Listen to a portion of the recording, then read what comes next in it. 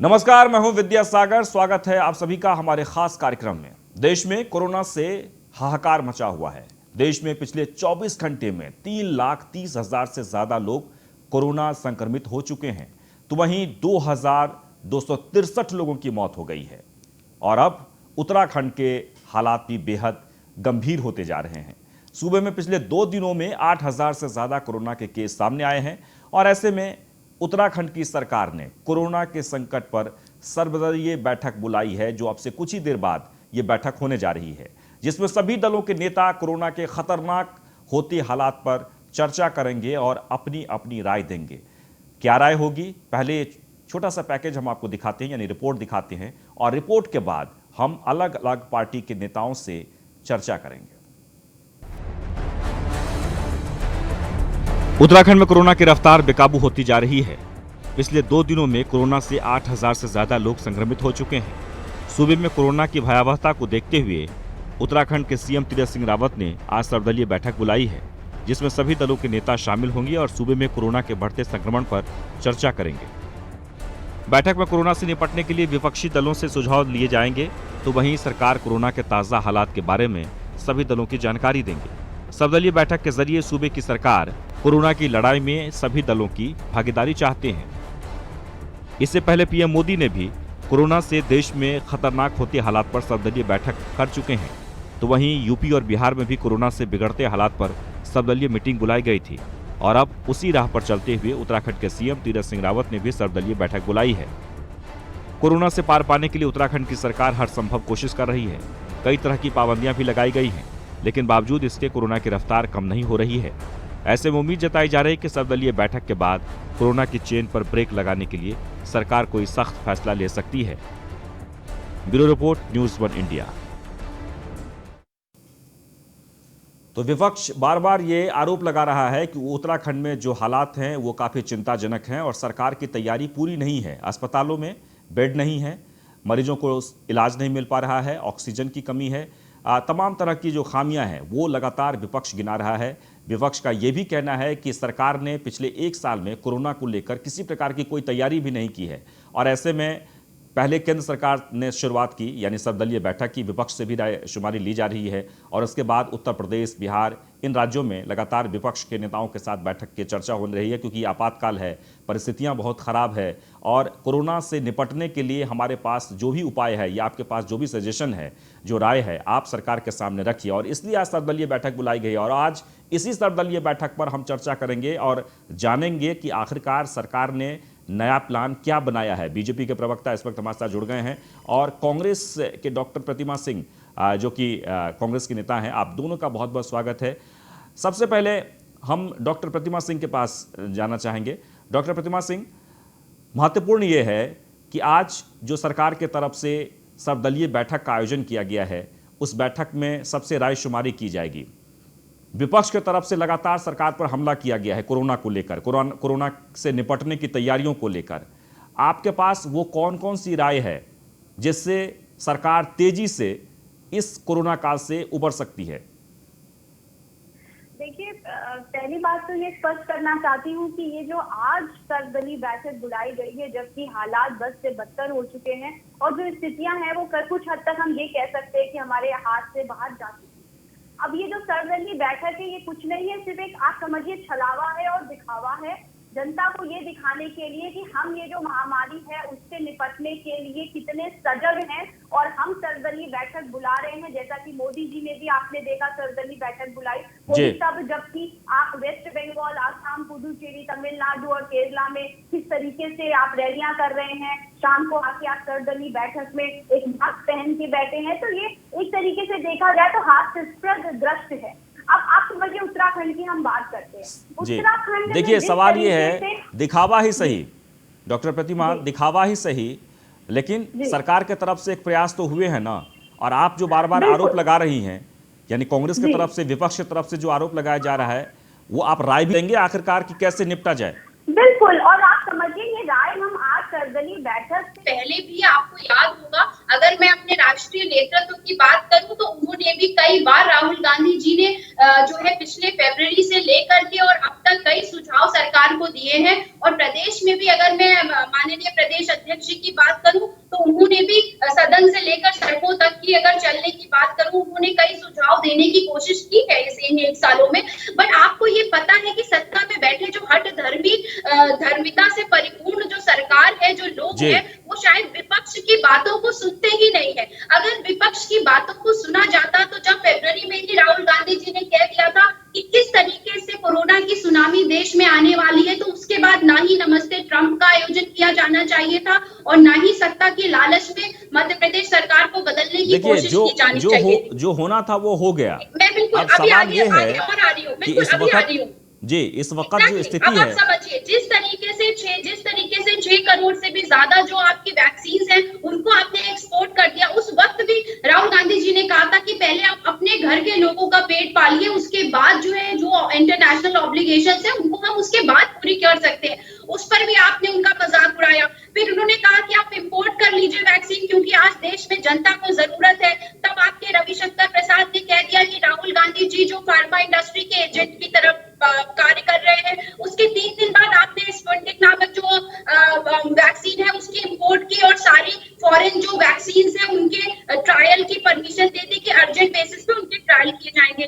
तो अगर सत्ता में बैठे लोग विपक्षी नेताओं की बात मान रहे होते, और देखिए दून अस्पताल की मैं बात करूं क्योंकि उत्तराखंड पे आते हैं, दून अस्पताल की कोविड वार्ड की बदहाली से लेकर के कोरोनेशन से लेकर CMI से लेकर कैलाश हॉस्पिटल से लेकर जितने भी हॉस्पिटल फेमस आप देहरादून में देख लीजिए या उत्तराखंड के अन्य राज्यों अन्य प्रदेश उसमें डिस्ट्रिक्ट में देख लीजिए, उनकी बदहाली को लेकर हमने कई बार धरने दिए, प्रदर्शन दिए, ज्ञापन दिए और मुख्यमंत्री जी तक को भी 3 दिन पहले एक ज्ञापन सौंपा जा चुका है। बट जो स्थिति है वो जज की तस्वीर पर छुपी है।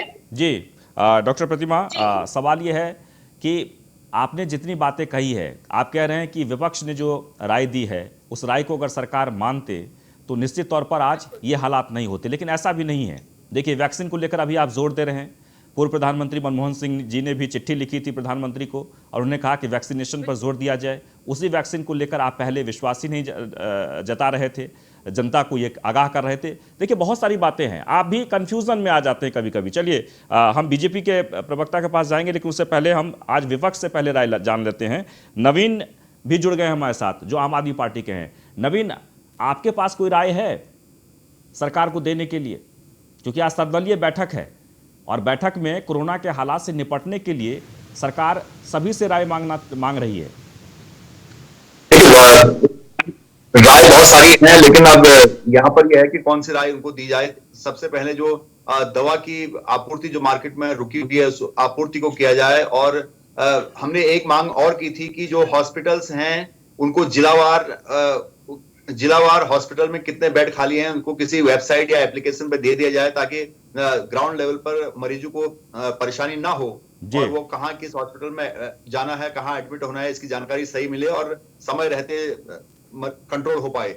और बाकी जहां तक है कि अभी होम आइसोलेशन किट की इस वक्त आवश्यकता थी, सबसे जरूरत यह है क्योंकि काफी लोग अभी कोरोना से ग्रस्त हैं जो अपने घर में ही इलाज चाहते हैं। तो सरकार ने अभी तक कोई होम आइसोलेशन किट का वितरण नहीं किया।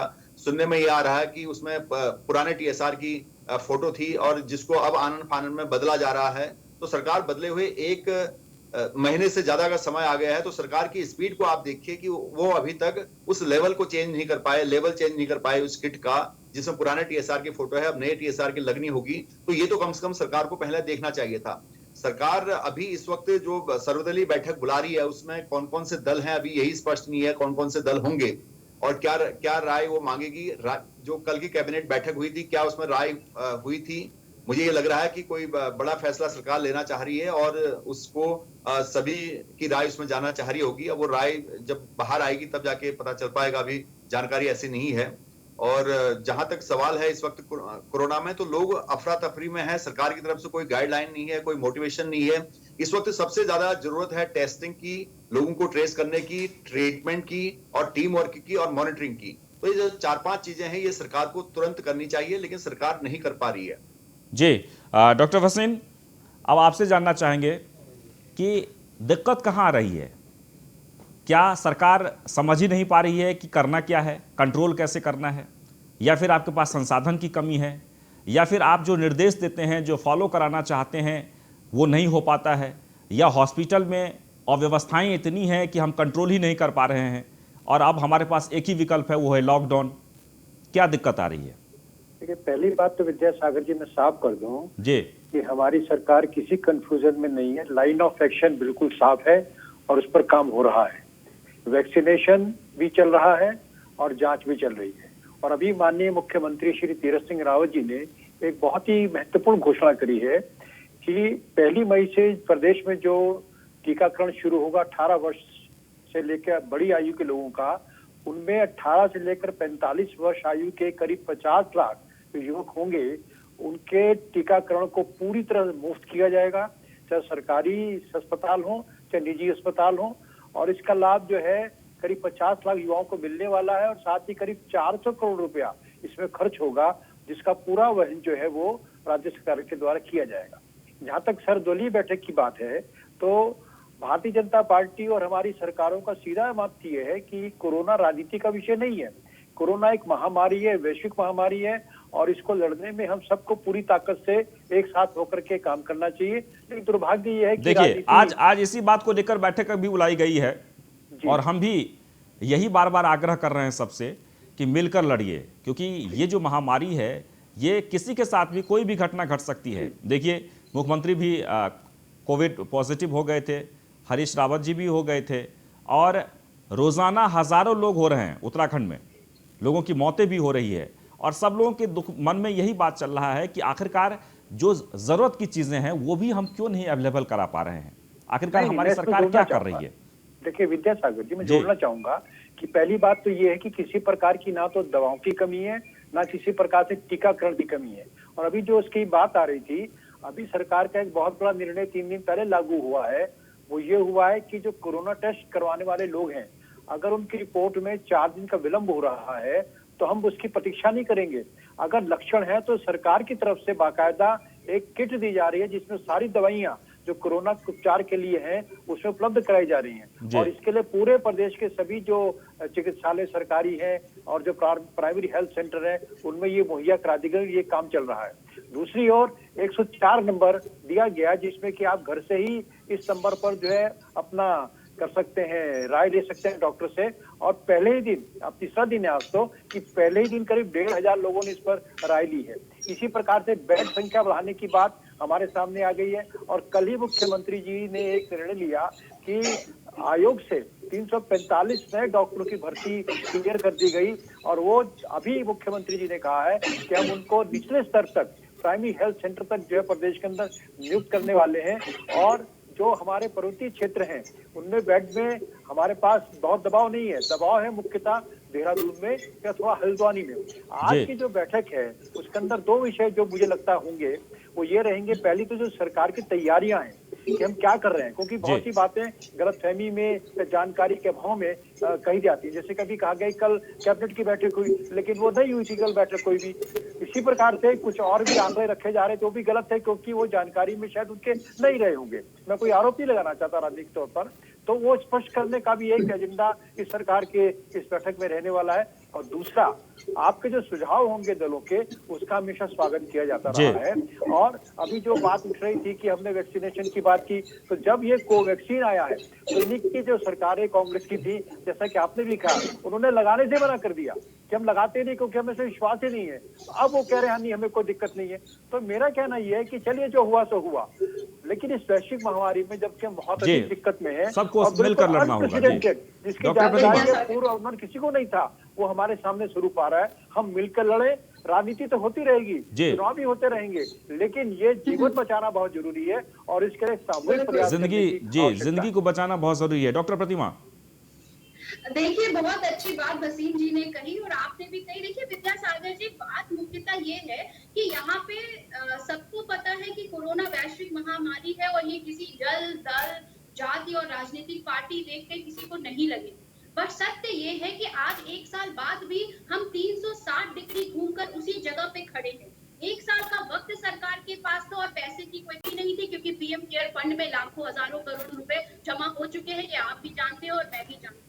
आज जिस तरीके से प्रदेश की स्थिति है, अभी भसीन जी ने कहा कि 45 लाख से 50 लाख युवाओं को वैक्सीनेशन का लाभ मिलेगा। क्या ये योजना उसी योजना की तरह शामिल हो जाएगी जो आपको पता है 10 जून 2020 को सीरत TSR 1 ने भी यही इस तरीके की घोषणा की थी कि हम अपने प्रदेश के 1 करोड़ 46 जो लोग हैं, 1000 लोग हैं, उनका कोविड टेस्ट करा देंगे विद इन 1 मंथ।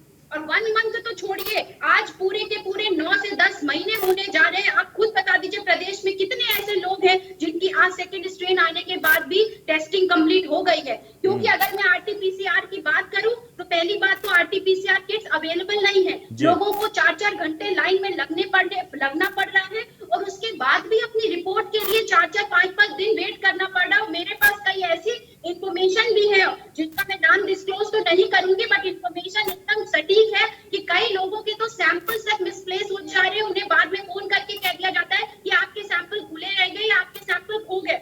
तो इस तरीके, और रही बात, आपने कहा कि आपको कोई कमी नहीं है प्रदेश में रेमडेसिविर जो आपकी मेडिसिन है उसकी भारी मात्रा में कमी है और भारी मात्रा में काला बाजारी हो रही है।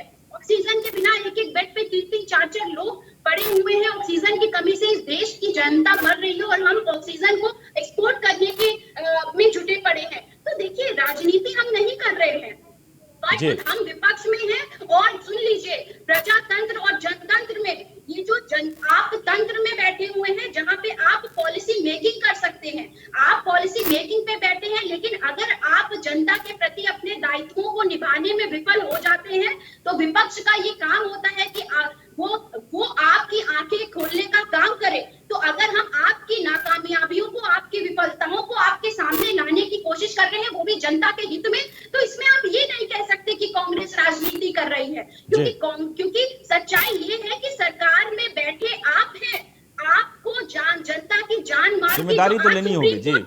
सुप्रीम कोर्ट ने भी ये कह दिया विद्यासागर जी, तो आप सुप्रीम कोर्ट को भी कह दीजिए जाकर के कि आप राजनीति ना करिए। सुप्रीम कोर्ट तक ने कह दिया केंद्र सरकार को कि सबसे ज्यादा जो जिम्मेदारी बनती है जनता की जान बचाने की, वो केंद्र सरकार की बनती है। जब केंद्र सरकार ने सारा का सारा ठीकरा राज्य सरकारों पर फोड़ दिया, वैक्सीनेशन से लेकर ऑक्सीजन से लेकर सब कुछ, तो अंततः सुप्रीम कोर्ट को ये बोलना पड़ा कि आप केंद्र में बैठे हैं, आप आला कमान बैठे हैं और आपकी जिम्मेदारी बनती है जनता की जान बचाइए। और आप इस तरीके से सारा ठीकरा सरकारों पे नहीं फोड़ सकते राज्य की। तो जब आप अपने कर्तव्यों के निर्वहन में फेल हैं, तब हम विपक्ष में बैठे लोगों देखिए, एक बड़ा सवाल है। देखिए, अब सवाल ये है, मैं डॉक्टर भसीन से ये जवाब देना चाहूँगा, और ये बिल्कुल राजनीति से हट के एक आम आदमी की तरह, चूँकि देश पर संकट है और इस संकट से हर कोई त्रस्त है, जूझ रहा है।